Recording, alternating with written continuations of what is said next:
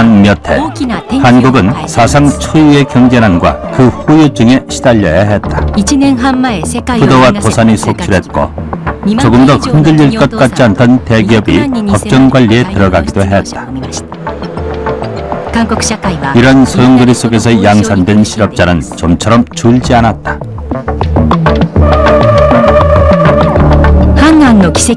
한국은 아직도 경제난의 후유증에서 완전히 벗어나지 못했다. 한강의 기적은 무너지는 듯 했으며 사람들 사이에 불신의 고울은 깊어졌다. 공화국 창건 50살 사회주의 승리자의 한편 북한은 미사일 발사 의혹과 서해 교전 등으로 한때 남북 간의 긴장이 감돌았다.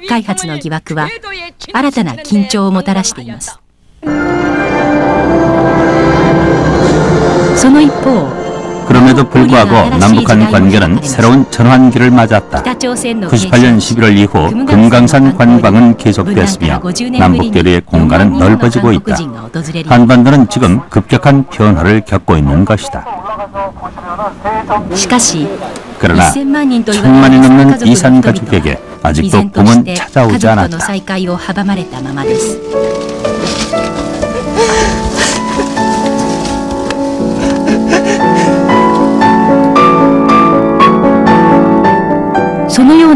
이러한 때 한 시인이 시선을 모으고 있다. 박노해. 옥중에서 고통을 이겨내고 만들어낸 인간에 대한 신뢰. 그 시가 사람들에게 큰 공감을 불러일으키고 있다. 희망찬 사람은 그 자신이 희망이다. 길 찾는 사람은 그 자신이 새 길이다.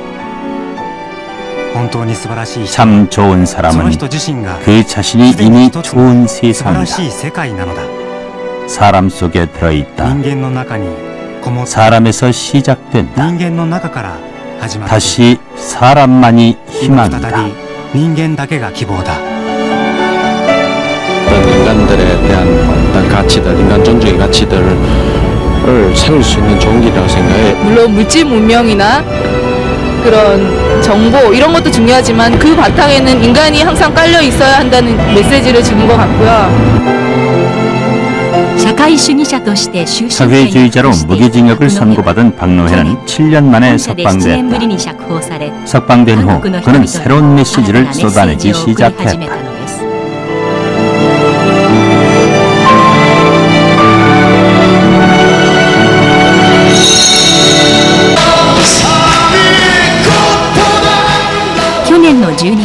98년 12월 유엔 인권선언 50주년 기념 음악회가 열렸다.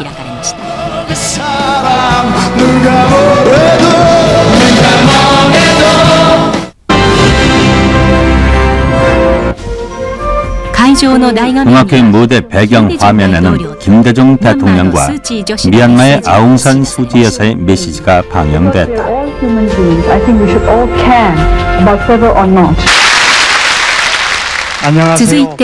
계속해서 무대에는 작은 키의 한 남자가 등장했다. 박노해. 60억 지구가족 모두의 형제됨과 네가 지금 길을 잃어버린 것은 네가 가야만 할 길이 있기 때문이야. 네가 다시 울며 가는 것은 네가 꽃 피워낼 것이 있기 때문이야. 박노해의 시는 경제위기와 혼란기에 의기소침해 있던 사람들에게 큰 공감을 불러일으켰다. 15년 동안 자신의 이름을 드러내놓지 않아서 얼굴 없는 시인으로 알려진 박노해가 처음으로 대중 앞에 선 것이다.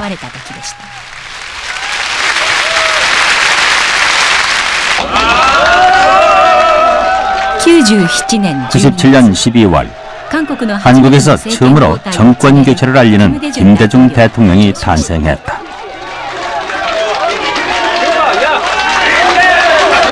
오늘 이 취임식이 역사적인 의미는 참으로 크다고 할 것입니다.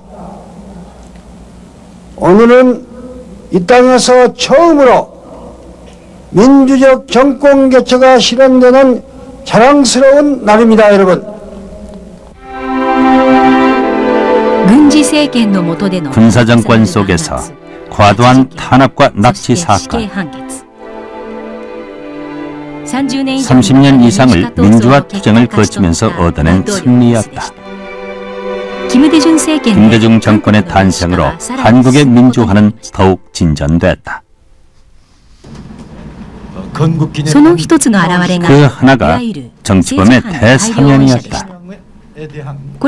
정부에서는 지금까지 정치범에 대해서는 사상 전향을 해야만 석방을 했지만 사상 전향 없이도 석방을 단행한 것이다.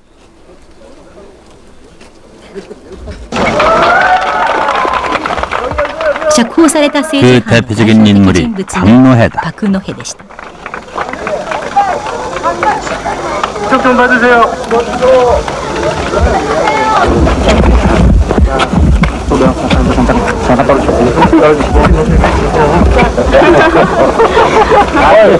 어머니. 지금 문제는 변화입니다. 변에서는 안 될 것을 지켜가기 위한 다른 변화입니다. 변화의 속도만이 아니라 변화의 방향이 더 중요한点입니다. 과거에 그러한 이 과격한 운동을 하던 분이 스스로 그것을 극복했다는 점에서 한국의 젊은 세대에게 상당한 영향력을 미치리라고 봅니다.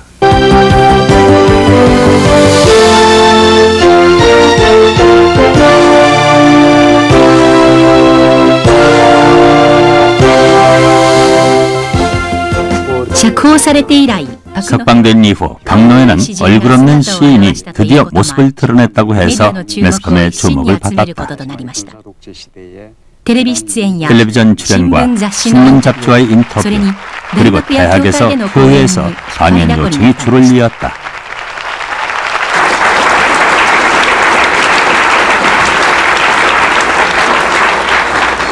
저를 보고 얼굴 없는 뭐뭐다 뭐 이렇게 되게 말하잖아요. 근데 저도 얼굴이 있긴 있죠. 잘생겼죠.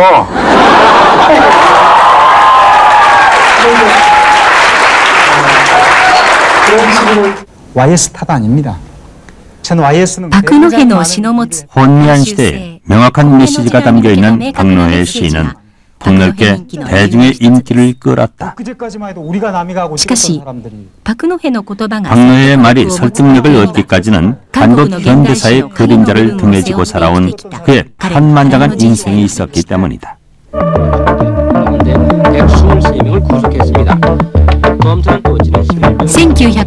1987년 6월 대통령 직선제를 요구하는 학생운동이 전국에 확산됐다.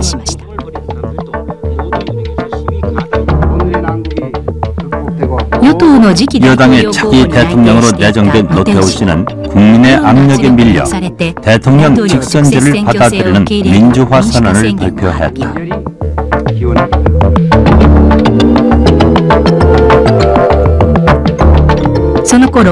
그 당시 노동운동은 민주화 움직임에 발맞춰 점차 거세졌다.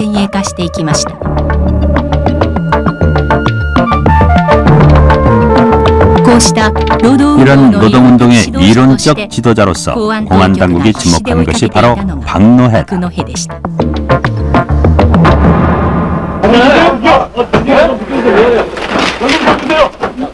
91년 3월 지명수배된 지 4년째 박노해는 은신처를 덮친 안기부 요원에게 체포됐다.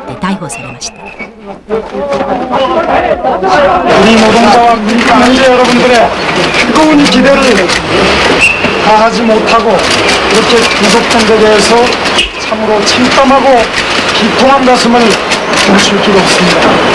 그러나 노동해방 혁명 투쟁과 민중해방은 저 박노해 한 사람이나 그리고 그 한 사람이나 이 사고행 조직이 아직 하나입니다.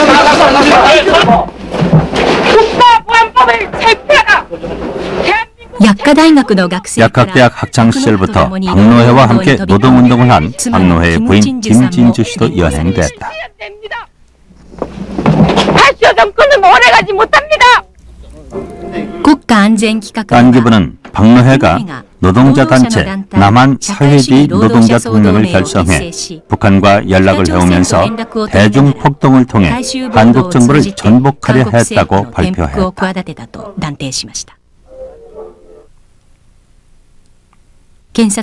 검찰은 박노해에 대해 국가보안법과 형법을 적용해 최고형인 사형을 구형했다. 박노해의 본명은 박기평. 1957년 전남 한평에서 이남 3녀 중 차남으로 태어났다. 어려서 아버지를 잃은 박노해는 집안을 돕기 위해 서울에 올라와 설린상고 야간부를 다니면서 공장 노동자로 일했다. 이제 금속, 용접, 그 다음에 선반, 쇠를 깎는 선반, 그리고 밀링, 이런 그 금속 노동, 그 다음에 전자업체. 그래서 제가 아마 한 15종류 이상 그 직장을 거쳐봤고, 당시에 한국 사회가 고도 성장기였기 때문에 일자리가 풍부하다는 겁니다. 그 너무나 심하게 노동력을 그 빼앗아가기 때문에 한 군데 오래 있다가는 임금도 오르지가 않고, 자기 노동력을 높은 가격에 인정을 받을 수가 없는 거죠. 그렇기 때문에 이제 자주 직장을 옮기는 것이 자기의 노동력을 제대로 인정받는 그런 방편이었기 때문에 많이 다닌 게 있고, 한국의 70년대와 80년대는 군인 출신 대통령의 독재 체제였다. 군사정권은 자본을 일부 재벌에게 집중케 하는 정책을 펴왔다. 재벌은 수출 견인처 역할을 하면서 해마다 10% 이상의 고성장률을 보였다. 고도성장기에 접어든 것이다. 그때 우리는 일을 하루에 12시간 노동했어요. 네? 12시간. 기본 노동이 12시간이에요. 노동법에는 8시간으로 나와 있지만은 12시간이에요, 보통. 그리고 철야가 되면은 일주일 철야를 계속할 때가 있어요. 수출 선정 날짜에 맞춘다고 하루에 1시간 정도 깜빡 잠드는 거죠. 그러면 프레스가 철컹철컹하면 손이 자꾸 들어가는 거예요. 그러면 그때는 관리자들이 이런 긴 바늘을 가지고, 송곳을 가지고 이렇게 찔러주고 다니는 거죠. 깨라고. 안 그러면 손이 잘리니까. 하루 저녁에 제 다니던 공장에서는 손이 3명까지 잘리는. 비명이 지르고 하면은 손 잘린 거 저거 하면은 병원으로 보내고, 그래도 기계는 돌아가는 거죠. 그렇게 이 나라 경제를 만들었던 거죠. 그런 압축 성장의 시기였죠. 이러한 비참한 노동 현장과 노동자들의 목소리를 담아 84년 처녀 시집 노동의 새벽을 발간했다. 적나라한 노동 현장을 고발한 박노해는 스스로 노동운동 참가를 선언한다.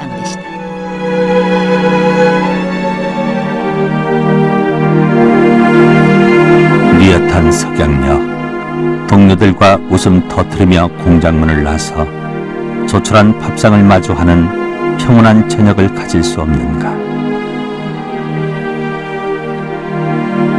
떳떳하게 노동하며 평온한 저녁을 갖고 싶은 우리의 꿈을 그 누가 짓밟는가.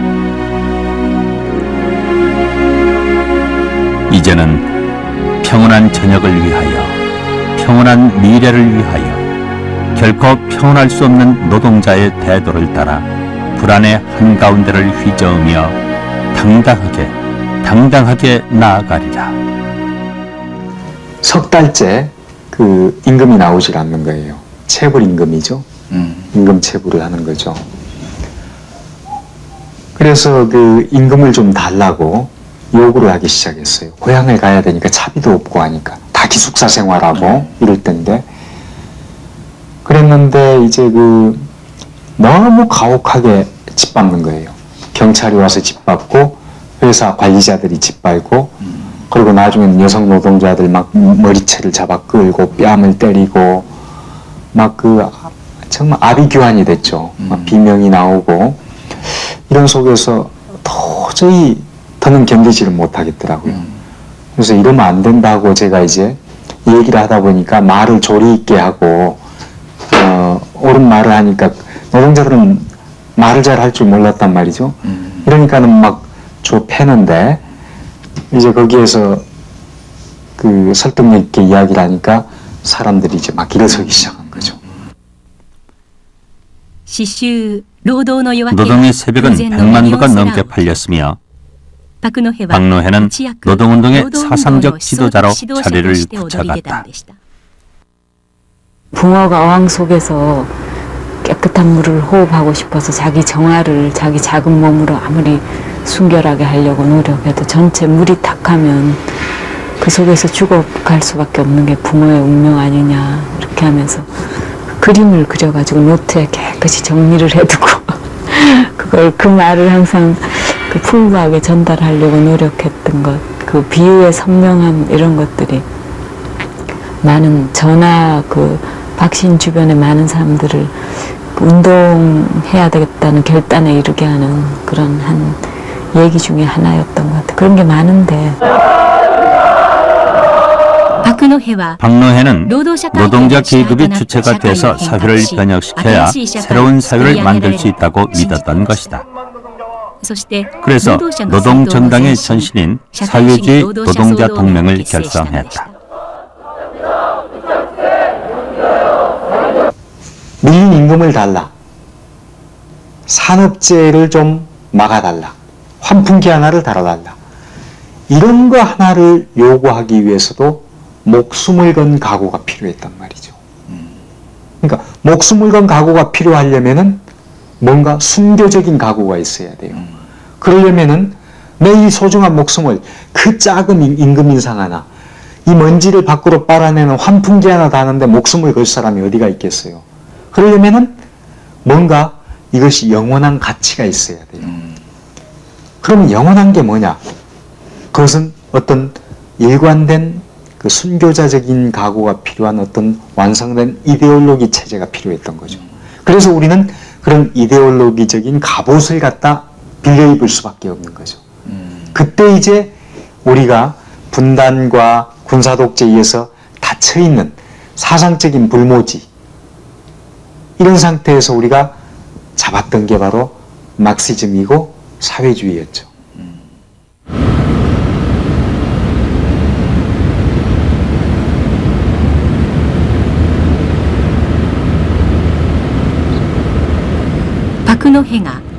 박노해가 석방될 때까지 7년간 살았던 경주 교도소.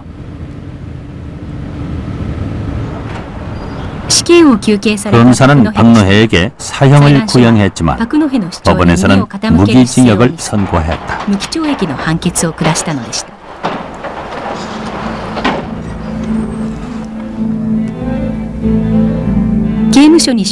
교도소에 수감된 정치범은 일반소와 격리된 독방에서 살아야 했다.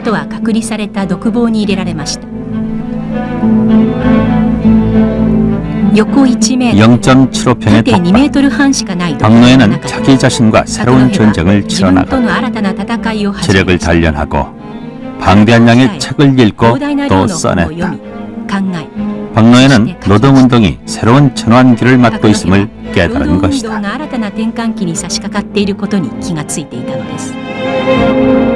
이를테면 6시에 기상해서 9시까지 공부를 하고, 그 다음 9시부터 치열하게 운동을 하고, 그 운동이란 게 어떤 그 한문에서 이제 공부를 위한 어떤 운동이죠. 시사 시간 이외에는 거의 공부와 그 운동과 어떤 그 새로운 패러다임을 얻기 위한 어떤 그 치열한 어떤 그 준비성, 그런 과정에서 이제 계속 하루 일과에서 이제 반복되는 과정. 그 과정이 7년 동안. 박노해가 지하에 잠적해 있던 89년 11월 동서냉전의 상징이었던 베를린 장벽이 무너지고 반세기에 걸친 냉전은 막을 내렸다.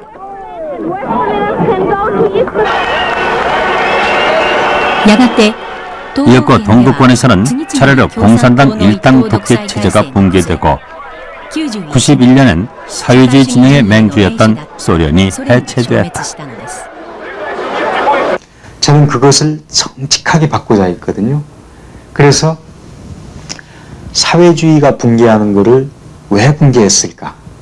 이런 것들을 생각을 하면서 그럼 사회주의가 아니고 또 자본주의도 아니라면은 정말 인간다운 삶의 대안은 무엇일까? 이런 걸 이제 고민을 하게 된 거죠. 어떤 사람은 사회주의 체제는 잘못됐지만 사회주의 이념은 소중하고 막스주의는 살아있다라고 주장하기도 합니다. 그러나 저는 이념 자체에 이미 잘못된 뿌리가 들어있었다. 그럼 뭐냐 하면은 그건 바로 절대주의, 유일주의 경향이라는 거죠. 그것은 다시 말해서 일면성과 무성찰성입니다. 이거 하나가 어떤 절대 이념이라고 생각하기 때문에 자기 자신이 어떻게 틀렸는가에 대해서 성찰할 능력을 잃어버린다는 거죠. 97년 7월 박노해는 세 번째 시집 사람만이 희망이다를 옥중에서 출판했다.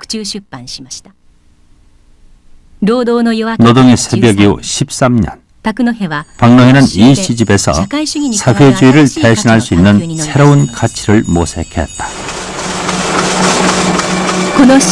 이 시집은 셀러리맨과 주부 등 새로운 독자층을 확보하면서 발매 후 1년간 30만 부가 팔리는 베스트셀러가 됐다. 희망찬 사람은 그 자신이 희망이다. 길 찾는 사람은 그 자신이 새 길이다. 참 좋은 사람은 그 자신이 이미 좋은 세상이다. 사람 속에 들어있다. 사람에서 시작된다. 다시 사람만이 희망이다. 돈보다, 물질보다 사람의 생명 가치를 더 높이는 것. 민주주의를 실질적으로 이루어가자고 하는 것. 이런 면에서 사회복지를 강조하는 것. 이런 사회주의가 가지고 있는 가치적인 요소. 이 점은 지금도 여전히 우리가 살려가야 되고 이것을 살려가는 새로운 비전을 만들어내는 것.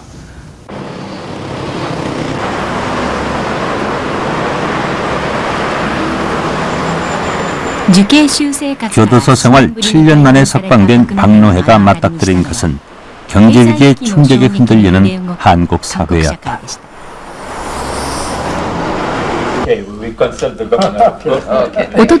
97년 말 한국 정부는 국가 파산의 위기에서 IMF의 지원을 받으며 긴축 정책을 펴나갔다. 올 한 해 동안 물가는 오르고 실업자는 늘어날 것입니다. 소득은 떨어지고 기업 도산은 속출할 것입니다. 우리 모두는 지금 땀과 눈물과 심각한 마이너스 성장 속에 고통의 분담이라는 말이 정부가 내건 새로운 슬로건이었다.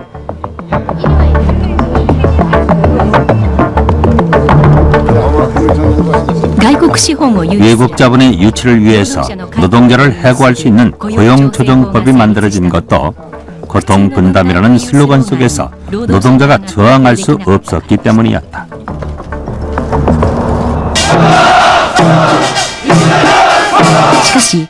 그러나 고통 분담의 고통을 가장 많이 받은 것은 노동자였다. 기업은 새로운 노동조정법에 따라 노동자를 대량 해고했다. 어떻게 먹고 살아요? 자기네들만 자기네끼리만 안에서 청와대에서 막 쿵짝쿵짝하면 다 되는 건가요? 협조도 아니고 협상도 아니고 딱 결론 내놓고 따라라. 여기 무슨 공산당이에요?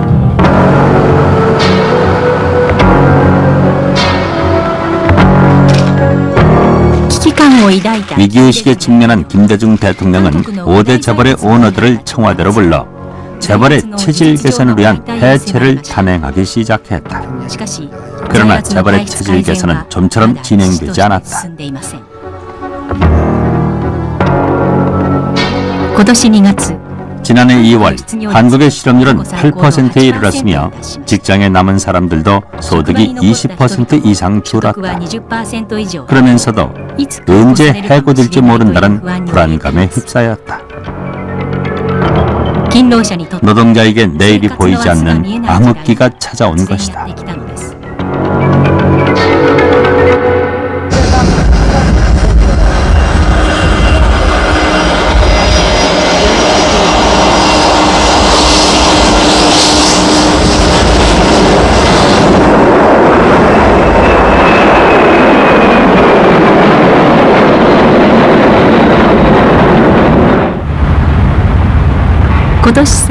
지난해 3월 박노해는 현대자동차 분규가 벌어지는 울산으로 갔다.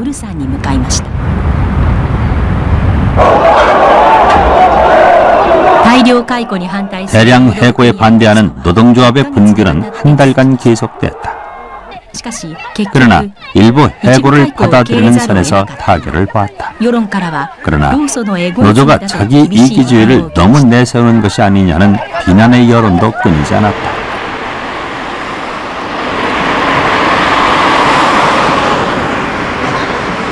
한 달에 한 번씩 이렇게 우리가 노동운동의 목표를 잃고 동요하는 노동 현장에서는 멀어진 듯한 박노해에 대해서 노동자들은 반발감을 보였다. 함께 나누면서 어우러지는 그런 박 시인님의 지금 주장하시는 뭐 희망이니 사랑이니 또는 감동을 위하여 같은 이런 시들에서 보여지듯이 이 소위 탈이념화 경향을 좀 뚜렷하게 보여주는 것 아니냐, 이런 부분들을 지적하고 싶은 겁니다. 노동자의 희망이기를 한다는 것은 어떤 노동자일까? 과연 어느 시대의 노동자일까? 이런 것들을 우리가 생각을 잘 해봐야 될 필요가 있다고 생각합니다. 마치 시로 말하는 옛날과 같은 노동의 새벽 같은 걸 똑같이 지금 쓰라는 얘기거든요. 근데 우리 노동자도 엄청나게 변했습니다. 앞으로 내년부터 투입될 젊은 노동자들의 80%가 대학 출신입니다. 이제 옛날 우리 세대 같은 노동자는 없습니다. 더 이상. 고등학생의 올해 졸업생의 80%가 대학교 입학합니다. 전혀 다른 노동자들이 지금 등장하고 있는 겁니다. 그럴 때 과거와 같은 방식의 노동운동은 우리가 지금 영향력을 잃어가게 돼 있습니다. 이거에 대해서 좀 근원적으로 우리가 고민을 하자. 고민을 해야지 우리가 이길 수 있다. 요즘 형편에 안 맞는 말인지 모르지만 자기 밥그릇을 했다는 거죠. 그리고 1년 동안 생활하면서 느낀 게 우리 부부는 사이가 더 좋아졌고 더 행복해졌다는 겁니다. 지금 우리 시대에 중요한 것은 생활과 문화를 바꾸는 운동이라고 생각합니다. 즉 사회 체제를 바꾸거나 정책을 하더라도 어떤 삶의 내용을 담을까가 중요하다는 거죠. 저는 우리 노동운동이 지금 빵밖에 없다 하고 생각을 하는 겁니다. 한 손에는 빵을, 한 손에는 정신과 문화를, 이걸 가져야 된다고 생각합니다. 임금 인상이 100만 원 받다 우리가 150만 원 받았다고 하는데 그 50만 원을 가지고 어떻게 쓸 것인가, 이게 중요하다고 저는 생각을 합니다. 옛날에는 우선 먹고 살 형편이 안 됐기 때문에 무조건 그 생존의 조건을 확보하는 것이 중요했다고 생각해요. 그런데 이제는 생존의 조건을 넘어서 우리가 어느 정도 됐을 때 축적된 게 거의 없습니다. 뭐 감기가 많이 든다 뭐 이런 것부터 해가지고 생활이 어려우면 어려울수록 노동운동의 목표는 명확해야 한다. 마음과 문화의 순수한 결정체를 목표로 삼아야 한다. 이런 박노해의 주장은 조금씩 사람들로부터 힘을 얻기 시작했다. 어쩌면은 아주 위험해지고 하는데 그래서 뭐 석유 기름을 많이 쓰지.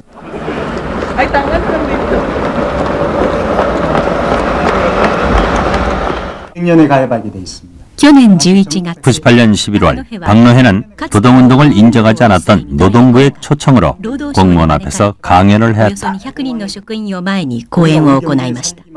정부의 모든 부처가, 재경부에서부터 힘 있는 모든 부처가 전부 다 사용자 편입니다. 그들의 힘을 강화하는 편입니다. 정부 부처 중에서 딱 하나 노동부만이 노동운동의 노동자 편을 들 수 있는 그런 부서입니다. 그래서 균형을 맞추기 위해서도 노동운동을 육성하는 데 노력을 해주셨으면 싶습니다. 안보의 이름으로 방치됐던 모든 숨은 가치들, 뿌리와 나이테를 키우는 작업이 필요하다. 그것이 바로 사회복지망의 건설일 것입니다. 민주개혁일 것입니다. 시민운동과 노동운동의 육성일 것입니다. 그리고 정신문화 가치일 것입니다. 영성에 대한 가치, 문화예술에 대한 가치를 우리 삶에서 지금 집중적으로 압축 성숙을 이루지 못하면 우리 조국의 미래는 없다고 생각합니다.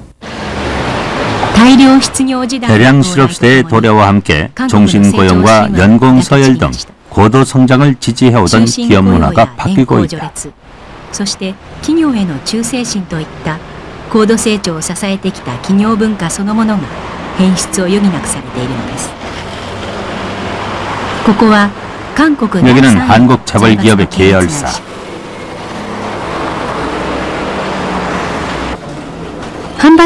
판매부장 한승호 씨는 입사 16년째다. 엔지니어 출신이지만 일본 기업의 서울 지점장을 지내는 등 주로 영업 부문을 맡았다. 한국의 전형적인 엘리트 셀러리맨이다.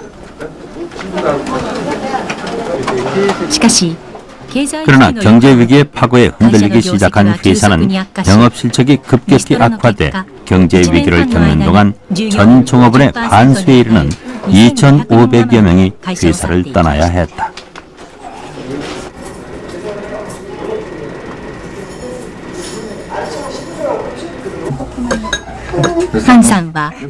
한 부장은 매일 밤늦게까지 일하면서 휴일에 출근하는 맹렬사원으로서 동료들보다는 빨리 출세한 편이다. 그러나 경제위기 기간 동안에 회사에 대한 생각은 완전히 바뀌었다. 거기 했다고 봐야 돼요.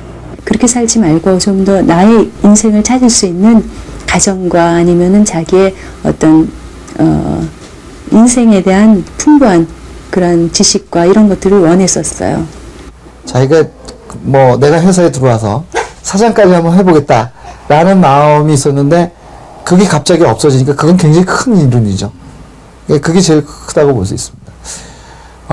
그 반면에 이제 얻은 거라 그러면 좀 인간적인 요소가 됐다라는 생각이 좀 많이 듭니다. 그러니까 갑자기 선배 후배들이 없어지는데 그거를 통해서 자기 자신에 대한 어떤 삶에 대한 어떤 생각을 좀 더 정말 정리를 하는 시간이 됐고 그러면서 자기 자신을 돌이켜 볼 수 있는 어떤 큰 그 계기가 된 게 바로 얻은 것 중에 하나가 된 것 같아요. 한 씨는 대학 시절의 친구들과 함께 매주 일요일이면 가정의 혜택을 받지 못하는 어린이들을 위한 봉사활동에 참가하게 됐다.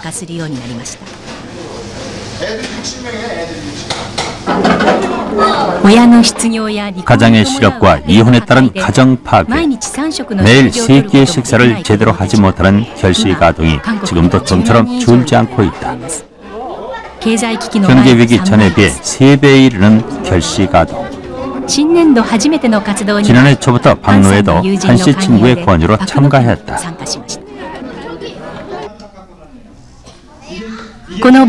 이 봉사단체는 일요일마다 아이들에게 급식을 할 뿐만 아니라 각계의 전문가들을 불러 1시간 정도 수업도 하고 있다.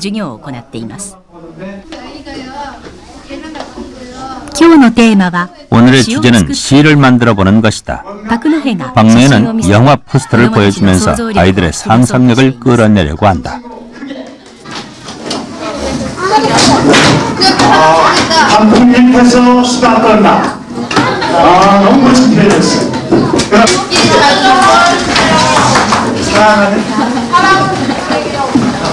사랑은 누구에게 나온다. 멋진 표현이었어요. 종교단체가 중심이었던 봉사활동은 경제 위기를 맞으면서 일반 셀러리맨과 교사, 변호사들 사이로 급속히 퍼져나갔다. 사진을 찍는데 학생 하나가 제 꿈이 우리 사예요. 그랬을 때 저도 또 자부심을 느끼겠더라고요. 작년 요리사가 지망이고 이번에 친구들 위해서 같이 밥 좀 할 사람 해가지고 하나가지고 참 좋겠습니다. 봉사단체 사람들과 박노해, 그들은 민주화 운동을 했던 사람들이다. 군사정권 시절에 독재 체제에 항거하던 세대들이다. 그 후 재벌 기업과 형무소라는 전혀 다른 길을 가다가 사람답게 사는 세상을 위해 다시 한번 손을 맞잡은 것이다. 돈만이, 그건 나라 전체만이 아니라 경제만이 중요하다는 것이 사회나 우리나라 전체의 가치만이 아니라 개인도 마찬가지였습니다. 돈 많은 것, 중산층이 되는 것, 이것이 자기 삶의 전부였단 말이죠. 그러다 보니까 졸부주의가 등장을 합니다. 그런데 이것이 아니라, 돈이 아니라 삶에서 정말 중요한 가치가 무엇인가? 그것은 자기 자신의 건강, 그리고 가족과의 평화, 이웃과 사이좋게 잘 지내는 것, 좀 더 그 삶의 질을 누리고 평화롭게 살아가는 것, 뭐 이런 여러 가지 가치들이 있다고 생각합니다. 한국 베스트셀러 코너에 한때 색다른 책이 올라 있었다.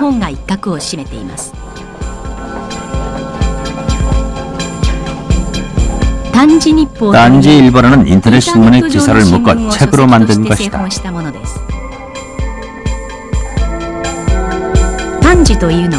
남의 발을 걸고 넘어진다는 의미의 딴지일보.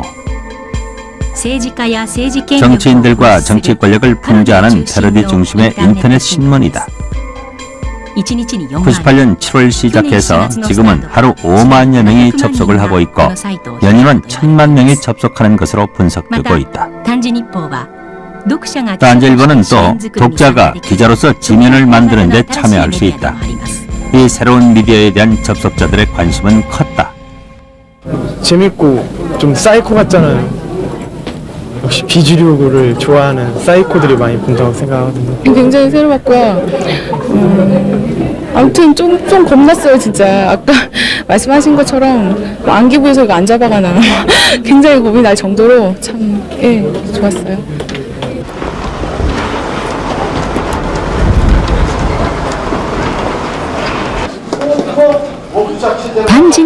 딴지일보의 제작자 김어준 씨의 강연. 딴지일보에 대한 인기를 반영하듯 강연장은 학생들로 가득했다. 반갑습니다. 지금 32살의 김어준 씨는 컴퓨터 회사를 경영하다가 폐업의 위기를 맞아 새로운 전환점을 찾기 위해 개인 홈페이지를 만든 것이 계기가 됐다고 한다. 체류탄을 뚫고 만나러 왔다. 강연장에는 컴퓨터 네트워크에 관심을 갖고 있던 박노해의 모습도 보였다. 자기 의견을 말하잖아요. 그 우리 흔히 말하는 굉장히 많이 주장하는 쌍방향 커뮤니케이션이 거긴 됐겠죠. 근데 이 사람도 얘기를 하는 순간 다른 사람이 또 듣고 하니까 이 사람도 동시에 또 매체가 됐겠죠. 방송국이자 신문사자, 라디오 스테이션이자 아테네 시대의 아크로폴리스에 모인 것처럼 인터넷에 모인 사람들한테는 내가 스스로 매체가 되어서 메시지를 전달할 수가 있다. 그런 시대가 다시 왔다. 라고 저는 생각을 했습니다. 그러니까 이게 좀 그럴듯한 말로 하면 마음대로 지어낸 말이지만 디지털 아테네가 다시 도래했다. 멋지잖아요?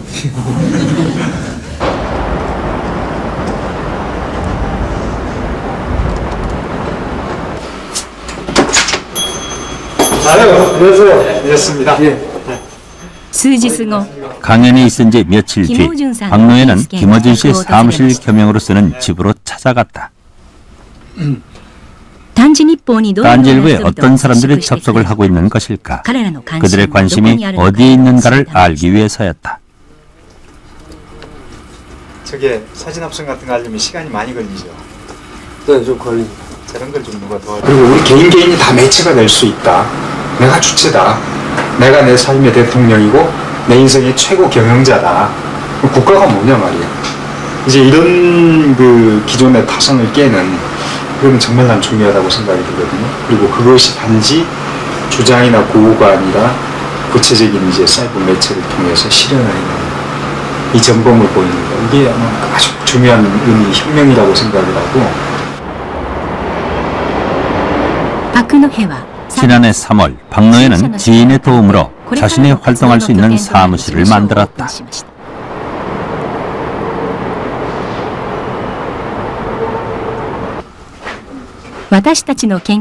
우리 연구소로 이름을 지은 사무실에는 5명의 연구원이 상주하면서 국내외 중요한 뉴스와 정보들을 모으고 있다. 그리고 그 정보들을 요약해서 박노의 시와 문장을 섞어서 사람들에게 인터넷을 통해 제공한다. 이른바 박노의 홈페이지 편집국이다. 이러고 이제 갖다 주면 되는데 이거는 저는 제 인생의 큰 욕망 중에 하나가 제 온몸으로 정말 진실을 알고 싶습니다. 이 빠른 지구 시대의 변화 속에서 어떻게 사는 것이 가장 인간다운 삶인지 그거를 깨닫고 싶은 그런 고도정진의 끝없는 욕구가 있습니다.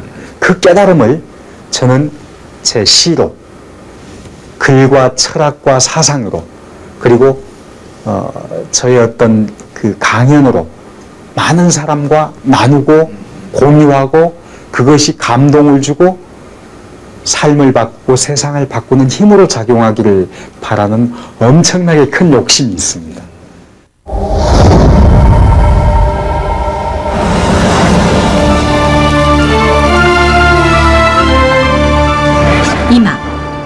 사상 유례가 없는 대히트를 친 한국 영화가 있다.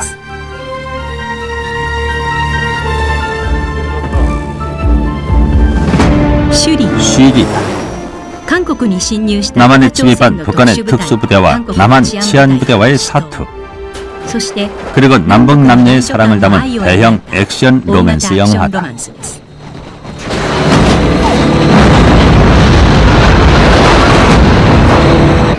우리 북녘의 인민들은 못 먹고 병들어서 길바닥에 쓰러져 죽어가고 있어.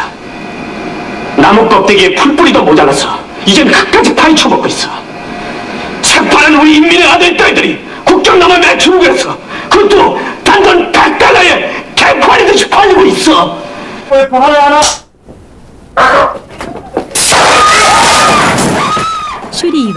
쉬리는 그동안 북한에 대한 왜곡된 이미지에서 벗어나 비교적 대등하고 객관적으로 보여줬다는 평가를 받았다. 그리고 이런 신선한 시각은 영화의 대히트로 이어졌다.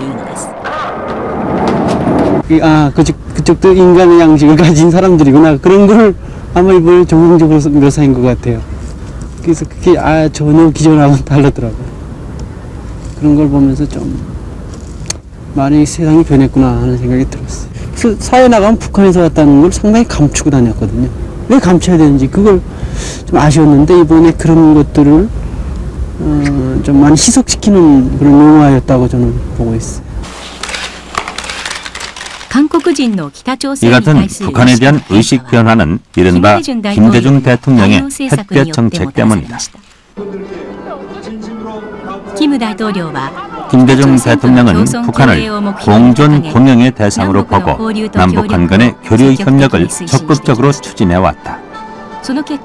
그 결과 13만 명이 이미 금강산을 방문했고 새로운 남북 교류 시대가 열렸다.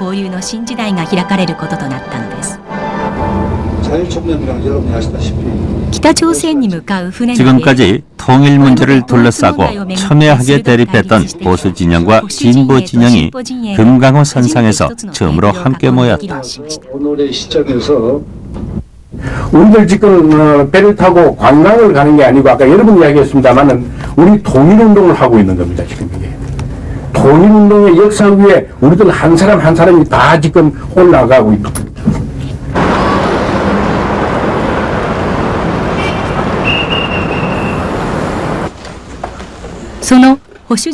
보수 진영과 진보 진영이 함께 참여한 민화협은 박노해를 강사로 초빙했다.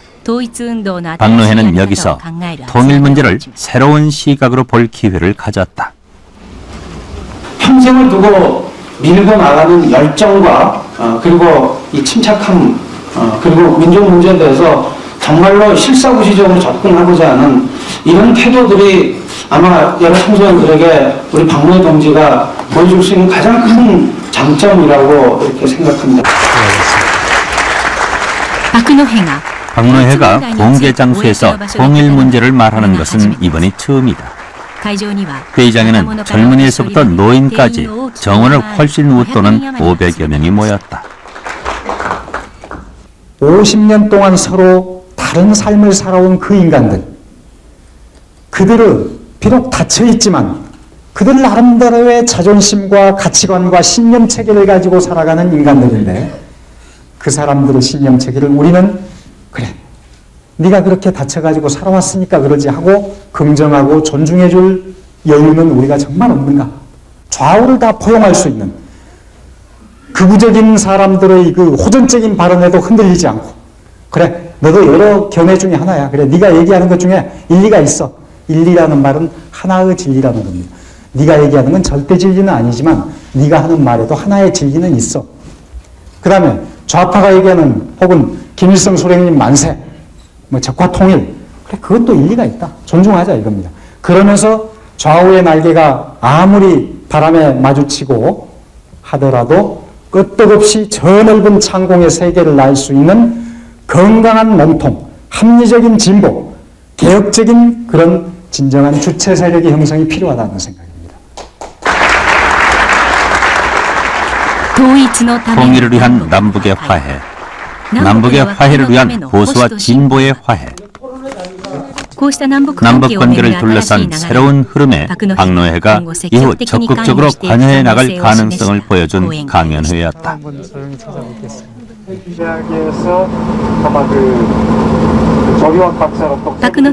박노해는 3월 초 연구실 인터넷을 통해 모집한 고등학생 20여 명을 데리고 통일 전망대로 향했다.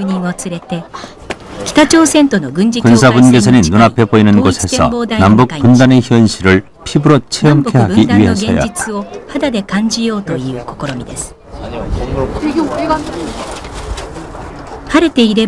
손에 잡힐 듯이 눈앞에 보이는 북녘땅. 고착화된 분단의 현실이 눈앞에 있었다. 장난을 알고 설명을 듣자.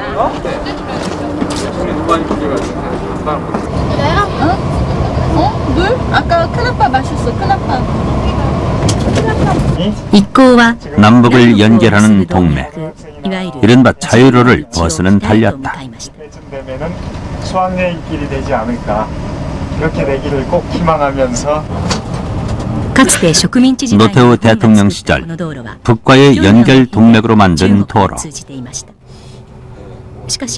이미 몇 차례 소대 방북은 있었지만 지금은 철책과 바리케이트로 막혀있다. 통일이 나에게 무엇인가, 이게 정말 중요하다고 생각을 합니다. 나에게 통일이 뭘까? 근데 저는 다른 거 없거든요. 제 개인으로 보면은 저는 막 달리고 싶어요. 난 자유롭게 달리고 싶어요. 정말 자유하고 싶어요. 그리고 이 세상 모든 것과 나는 이어지고 싶어요. 아마 그 나 있는 자유로의 마지막 끝길 같아요. 그러니까 말은 지금 자유로인데 전혀 자유하지 못하다는 것을 역설적으로 알려주는 길이 우리가 달려간 자유로 같습니다. 아마 저 길이 뚫리기 전까지 이 땅에 사는 우리 자신, 그리고 모든 사람들은 아무도 자유하지 못하다. 내 혼자라. 그럼 만약에 다른 적으로 하면 공부와 신세대 가수가 주요 관심사였던 고등학생들이 남북 통일의 문제를 자신의 문제로 생각하게 된 것은 오늘이 처음일 것이다. 그런데 제 생각으로는 우리가 그냥 언론 매체를 통해서 느꼈던 그런 통일의 모습이 아니고요, 정말 몰랐던 반대로 텔레비전에서 보여줬던 북한의 나쁜 모습, 뭐 이런, 그러니까 그런 모습보다는 우리보다 좀 더 나은 모습은 없을까 해서 그런 모습들을 이렇게 좀 찾아서 이런 모습도 있다, 그런 모습을 좀 보여주면 충분히 흥미를 끌 수 있을 것 같아요. 제일 잘 써봤자 학술 논문밖에 받을 게 없다고 생각하거든요. 그게 아니라 우리 그냥 갔잖아요. 가서 우리 답사란 말이죠. 우리는 앞으로 전국 곳곳을 누비고 세계 곳곳을 누벼야만 우리의 새로운 2000년에 정말 그 지구시대의 주역이 될 수 있고 내가 온전한 삶을 살 수 있다는 생각이 들거든요. 우리의 소원은 통일 문제도 한 사람 한 사람 살아가는 방식의 문제라고 자리매김하는 박노해. 남북 분단의 사고 틀에서 벗어나기 위해서는 우리 스스로가 고정관념을 깨는 것부터 해야 한다고 말하고 싶은 것이다. 머리 큰 아이. 빨리 모아라.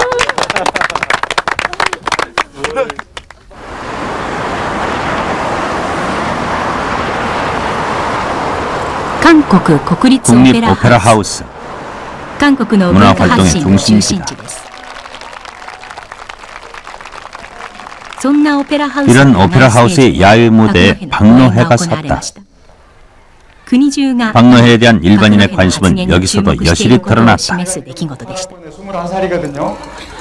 그러다 보니까 이제 자주 만나고 이야기하고 하는데 남들은 다 잘 나가고 잘 사는데 자기만 못 사니까 적개심이 생긴단 말이죠.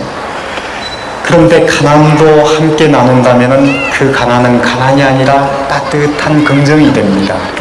고통도 혼자서 고통을 나눠 갖는다면은 짓눌려서 쓰러지지만 상처가 되지만 고통을 우리가 함께 나누어 갖는다면 그 고통은 창조의 힘이 됩니다.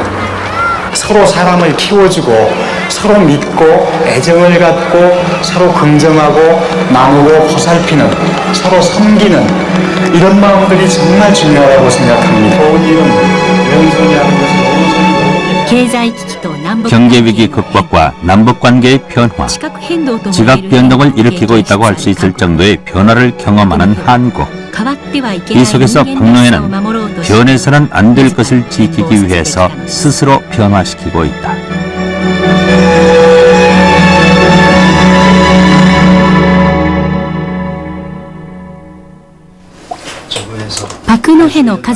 박노해의 가족은 격동기를 꿋꿋하게 견뎌냈다. 석방 후 가족이 이렇게 많이 모인 것은 처음이다. 신부인 형 박기호 씨는 처음엔 노동운동의 리더인 박노해가 동생이었다는 사실을 몰랐다. 동생인 박미숙 씨도 오빠가 얼굴 없는 시인인 것을 몰랐다. 두 사람은 반정부주의자라는 박노해의 오명을 씻어주기 위해 구원운동의 선두에 섰다. 이날은 처음 있는 가족여행의 날이었다. 어렸을 때 집이 가난해서 청년 시절의 대부분을 공장과 형무소에서 살았기 때문에 좀처럼 가족여행을 할 수가 없었다.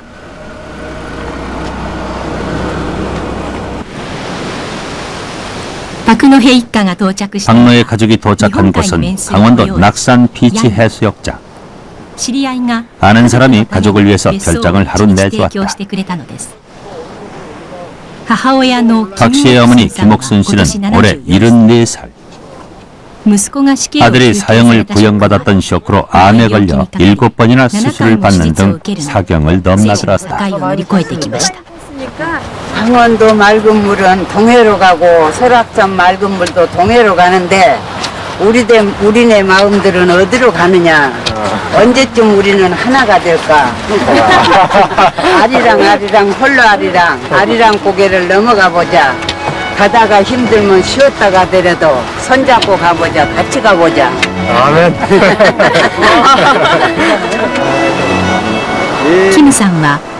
김 씨는 한국의 전통가요 아리랑에 즉흥적으로 가사를 붙여 가족의 불안과 희망이 교차하는 미래를 노래로 보여주었다.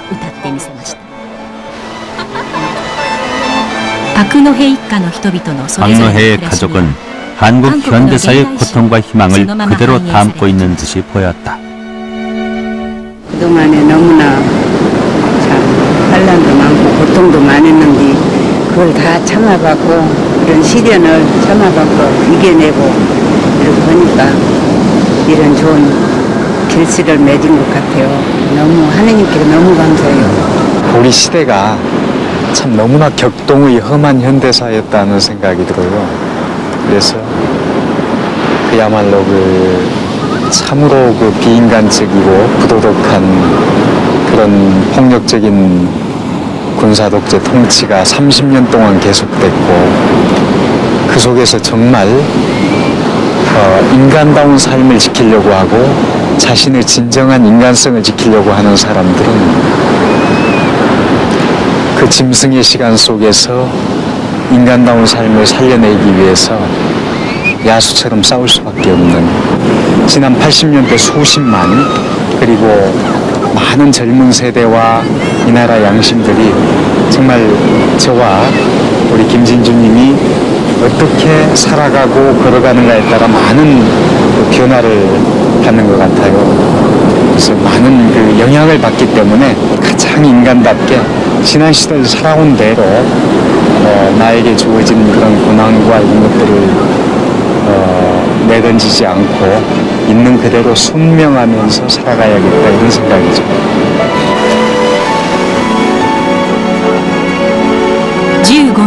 15년의 야수와 같은 시대를 빠져나와 다시 태어난 박노해. 새 시대의 도래를 예감케 하는 바닷바람을 맞으며 새벽길을 이제 다시 떠나려고 한다.